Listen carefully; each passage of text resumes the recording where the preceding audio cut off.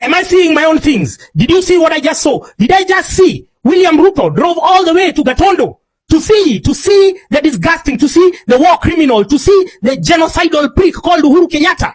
The head of the Kenyatta family criminal enterprise. We are going through the current mess because of Uhuru, because Uhuru left the country with 9 trillion in debt, which nobody can show you what it did. Let me give you an example. If Rironi and Mau Summit was to be converted into a super highway, that whole cost would be 180 billion. If Mombasa Road was to be turned into a super highway, that whole cost would be 300 billion. I'm telling you figures that you can Google yourselves right now. So with 480 billion, we could have at least seen 2 super highways during Uhuru Kenyatta's tenure. What do we have? We have concessional projects. We have the expressway, which we have to pay through tolls. We have the SGR, which we have to pay through tolls. So none of the 9 trillion that Uhuru left us paying, that Uhuru left us suffering, we are being overtaxed because of Uhuru. None of that money came from the 9 trillion that is in debt. And do you know where the majority of these loans are coming from? They are coming from commercial banks. It is domestic borrowing. What does domestic borrowing do? It discards, it forbids you and me from accessing cheap loans from the banks because they are charging us between 18% and 13%, our predatory and cannibalistic banks. So what business would Ruto have to go see to see Uhuru? It is desperation, because these two people are joined together through the blood they shed, through the people they killed in the 2007-2008 post-election violence. I've seen a message there from Uhuru Kenyatta saying that, he was advising Ruto to follow I don't know what, to stop attacking critics, to stop doing what. But Uhuru is the biggest perpetrator of the same vices that he's purporting to caution Ruto against. He's the biggest asshole. He's the biggest thief. What value does he have to add to anyone's government, let alone the genocidal baboon called William Ruto? What value does he have? This is desperation. And it shows you that what they say all the time, they try to glamorize it, that the only thing that is common, the only thing that is cumulative in their pursuits as politicians is their interest. You understand? They are ready to set aside their differences because of their greater interest, their personal interest, their business interest. So it's never about us. We are on our own. We have always been our own. So when you're there championing, shouting about this politician, that politician, know that when shit hits a fan, you understand? When all is said and done, when they sit down, they will talk about their own interests. They worry about their children, their grandchildren, their bank accounts. They want to secure their Cayman accounts, their Virgin Islands accounts. You understand? That's all they care. Their Jersey and Guernsey accounts where they've been hiding our money. Uhuru Kenyatta is the biggest thug. What value would he have to Ruto? It's because they are united. Both of them are birds of the same feather. When it comes to killing people, they would gladly do it as long as they secure their personal and business interests. You understand? This is an example I'm showing you. You are seeing, first of all, it was Raila. Raila set aside. He was using people, his own protesters. They did maandamano. They died. People even from 2017 called Baby Bendo died, and then he still did a handshake with Uhuru, the person whom he had insulted all throughout 2013 to 2017. So politicians don't give a shit about you. Politicians don't care about you. We are on our own. So the next time you're told to go for maandamano, you go. Don't wait for a politician to tell you. Don't wait for anyone to tell you. It's our fight. It's our battle. This is our survival. If we don't rise to the occasion, these people are going to finish us.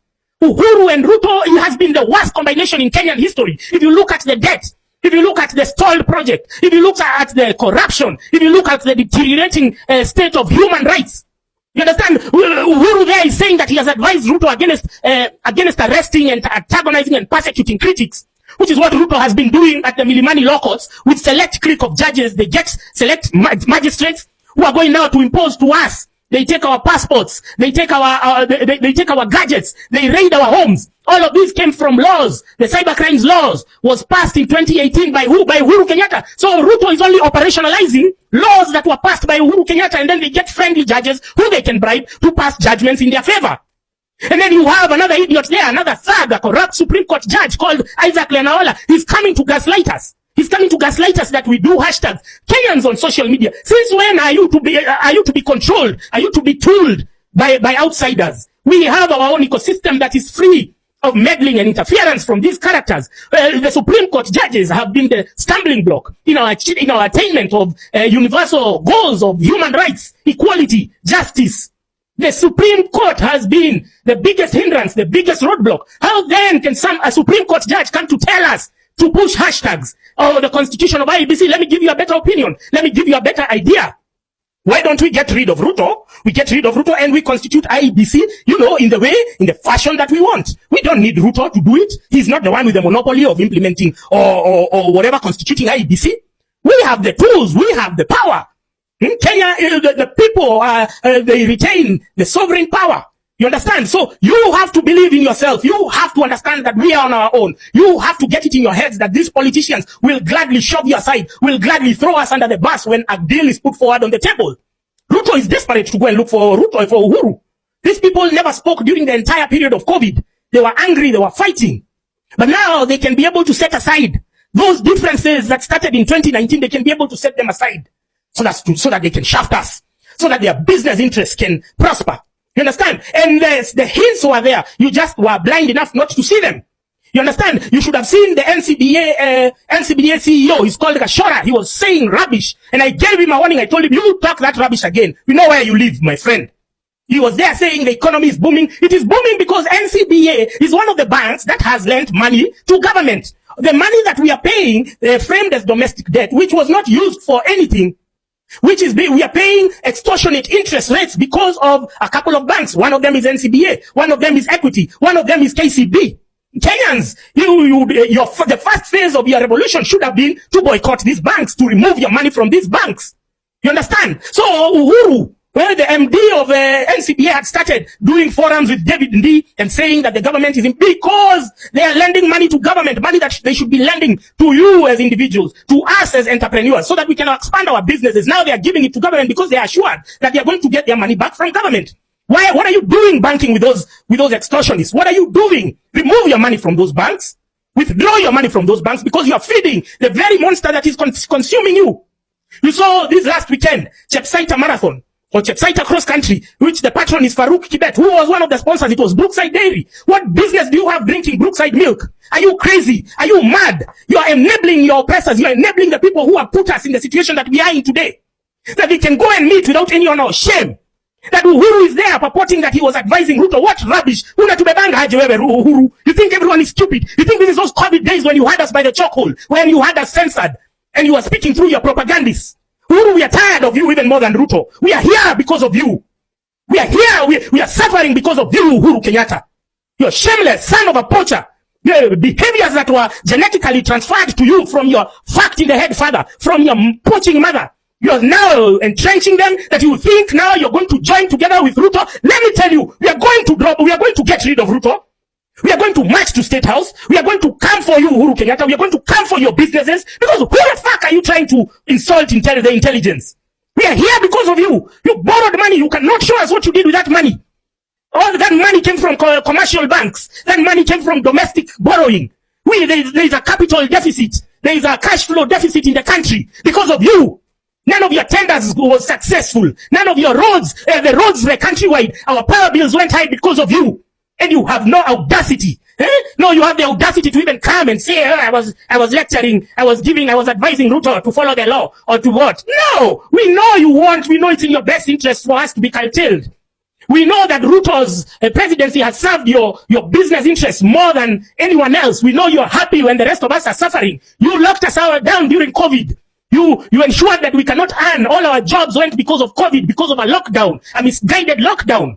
And then you're there. You think that now you're going to pass those strategies. That now you're going to bring Mutahi Kagwe to try and lock us down. We are going to get rid of all of you. And it's good. It's good that you have unveiled yourselves. It's good that we are getting rid of Raila. It's good that we are getting rid of Ruto. It's good that we are getting rid of Uhuru. All of you oligarchs. You have taken us down the drain. You're still not tired. You want to milk us even at our very most vulnerable.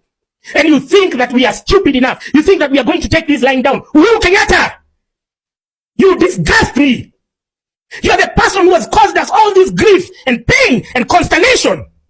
And then you're still trying to make political moves. Other presidents around the continent are retiring. You are still trying to make political moves. You want to extend our oppression. You want to continue it because you derive narcissistic pain and joy in seeing mass suffering. That's what you derive pleasure on. Let me tell you, Bwana Uhuru, I think you no longer have your finger in the pulse of the nation. You don't know the heightened state of civic awareness that we have. You have no clue. You think that now because you're there, you think that you are the kingpin of Mount Kenya, you think that you can transfer any imaginary goodwill that you have to this lunatic, to this despotic war criminal, to the genocidal baboon called William Ruto. You think. You got it wrong, Mr. Uhuru Kenyatta. Na umetubeba ujinga for far too long. Uhuru Kenyatta, wewe. You and the Kenyatta family criminal enterprise. You left us with 9 trillion in debt. Not a single project to your name. You understand? Everything, the interest rates went skyrocketing. The electricity bills, everything, our businesses went down. Jobs. You brought Alcoblo, which is being enforced by William Ruto today, by the extortionists that the Ministry of Interior was started by you. You made Nairobi CBD die down. Jobs have disappeared. The health sector crumbled because of you. And you think you're going to insult our intelligence? Bro, you got me fucked up. Uncle Francis Gaita has come out to lecture what is happening in the country, citing that Moi era is back. He was really absurd with the meeting of Uhuru Kenyatta and former deputy president, that is William Ruto. And this time round, he has taken to social media to rant about it because these are the kind of alliances which he alleges that they are really destroying the reputation of the country. As of the moment, we have seen how things are happening slow by slow, others fast by fast. But the reality is something might be wrong in the Republic of Kenya, and not everybody wants to talk about it. Not everybody is really willing to expose it because some of these people are keeping quiet because they know the repercussions of coming out and opposing the government. We have seen sponsored abduction, forced disappearances of activists. We have seen how they're being arrested and bundled into cars at the capital city, especially during the period of demonstration. So nobody's at ease to really talk about it.